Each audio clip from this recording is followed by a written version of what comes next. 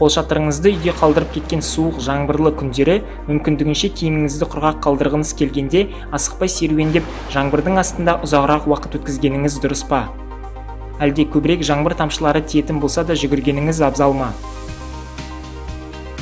Әлі денеңіз толық су болмаған болса және шалшықтарға түспеген болсаңыз, жауап қарапайым. Бір жаңбыр тамшысының жолынан шығып, тағы бір тамшының жолына түсесіз. Сондықтан сіз қандай жылдамдықпен қозғалсаңыз да төбеңізге тиетін тамшы саны тұрақты. Сіз бұны басқаша да елестетіп көрсеңіз болады. Тамшылар қозғалмайды, ал сіздің астыңыздағы жер жоғары қарай жаңбыр арасында қозғалып бара жатыр.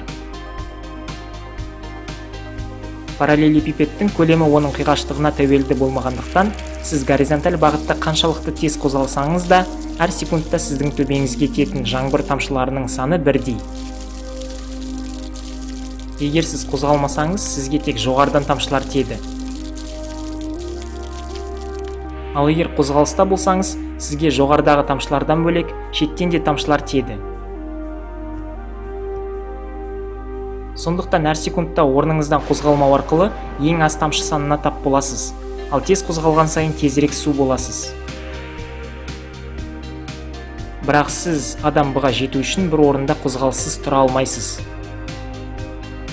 Сізге шеттен тиетін тамшылардың жалпы саны сіздің жылдамдығыңыздан тәуелсіз. Дәл қар тазалайтын көлік қандай жылдамдықпен жүрсе де, бір жол жолағынан бірдей қар жинайтыны секілді. Бұны қайтадан параллелепипед қолдану арқылы көрсеңіз болады. Осылайша, берілген уақыт аралығында сізге жоғарыдан тиетін тамшылардың саны жылдамдығыңызға қарамастан бірдей, және берілген арақашықтықта жылдамдығыңызға қарамастан шеттен де бірдей тамшылар санына тап боласыз.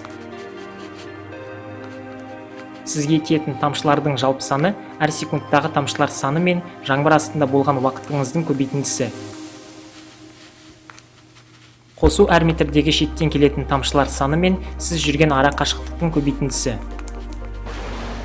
Сонда ең аз тамшы санына тап болу үшін жоғарыдан тиетін тамшы санын барынша азайтуға тырысамыз, ал олай болса барынша тез жүгіруіміз керек.